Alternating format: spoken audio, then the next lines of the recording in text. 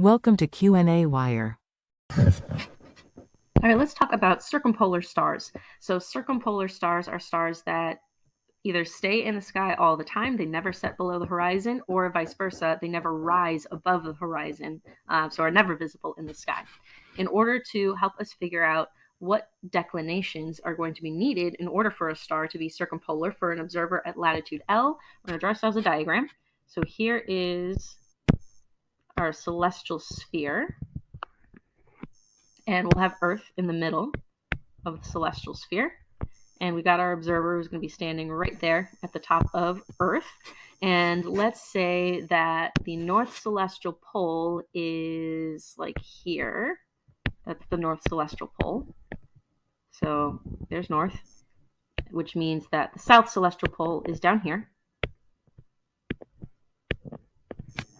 And for our observer who's standing on Earth, if they're standing right there and they look towards north, they're looking that way. So here is the north end of their horizon from their viewpoint, and here's the south end of their horizon. So the plane of their horizon looks something like that. Pretend that I'm better at drawing ovals.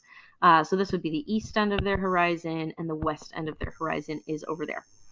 Okay, now let's put, well, there's the center of Earth. That's going to be helpful as well. Let's put our star so that is just barely circumpolar. Just barely circumpolar for one that's going to stay in the sky all the time means that it'll dip down to where it touches the horizon, but it's never going to dip below the horizon. So to help us figure out how to draw this, I'm going to draw the edges of my equatorial plane would intersect with the celestial sphere there and there. So we need to have the declination of the star be that angle. It's going to be the same angle on both sides. Okay, so our star is in the sky, in the sky, in the sky, in the sky, touches the horizon, and then goes back up in the sky. Never actually crosses that blue line for the horizon. Now, furthermore, since this is the equatorial plane here, and this is the north celestial pole over there, then we know that this total angle from the equator to the north celestial pole, going all the way up there, that would be 90 degrees. Furthermore, the way that we measure latitude, here's our line going from the north to the south edge of the horizon.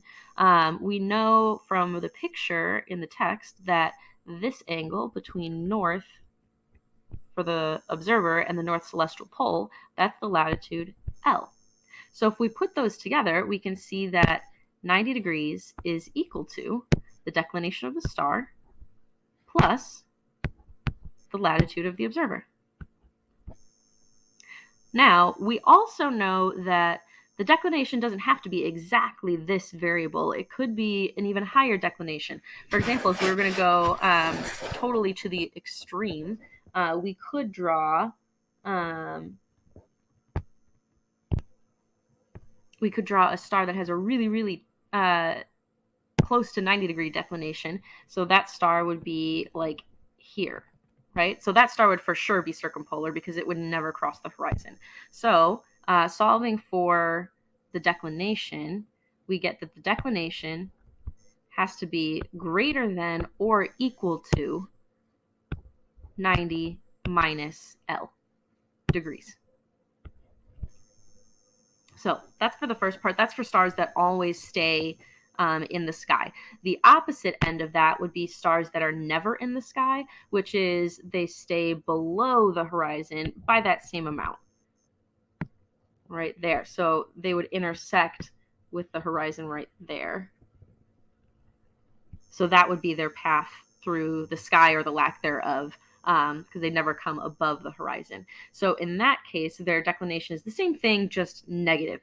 So basically the absolute value of the declination has to be bigger than 90 minus L in order for a star to be circumpolar.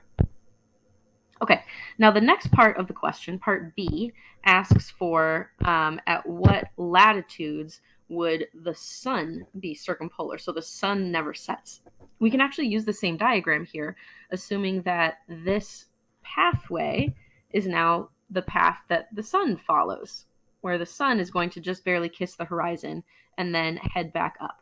So using the same thing that we saw before, where 90 degrees equals the declination, which is now the declination of the sun, plus the latitude of the observer, but now we're trying to figure out at what latitude is the observer standing at. So we are going to solve this for L.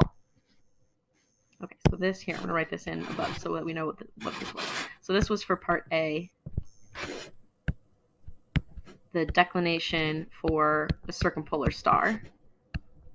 Circumpolar star. And then for part B, to find the latitude where the sun never sets, sun,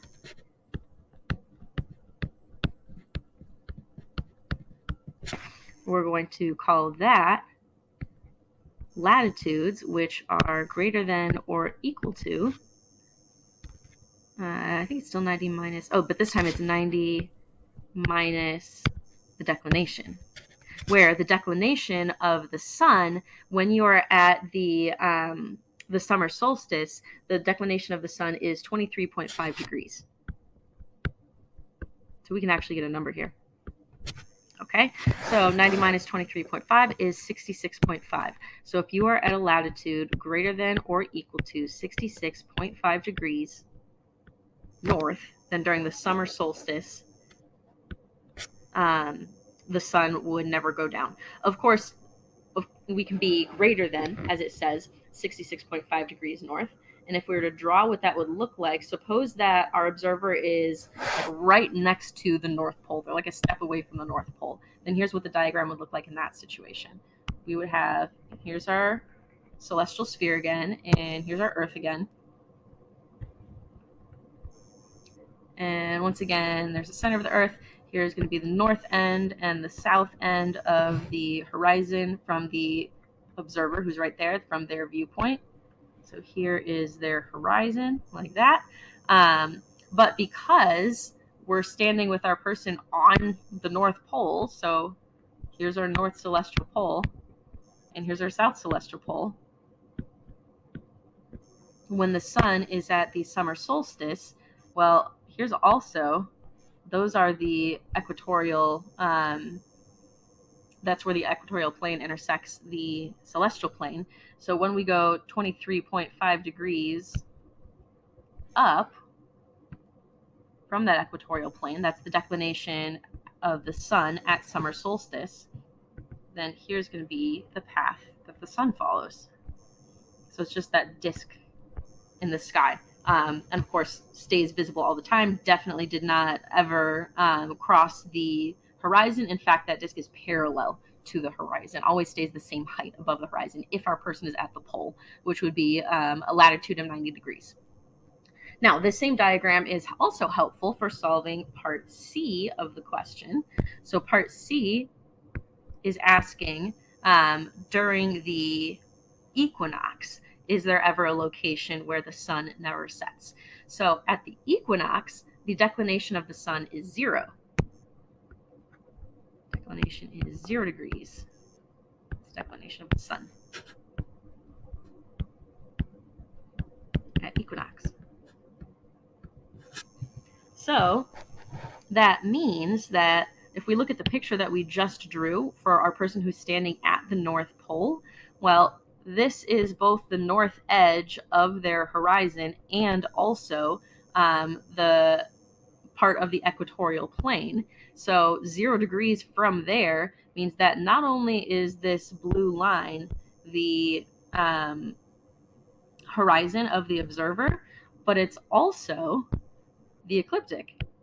That's the path that the sun follows through the sky, since the sun is at 0 degrees. Basically, the sun's ecliptic, the sun's path through the sky, is the same as the edge of the horizon. So the sun would just go around the outside of the horizon at both of the equinoxes, if you're standing exactly at the North Pole or exactly at the South Pole.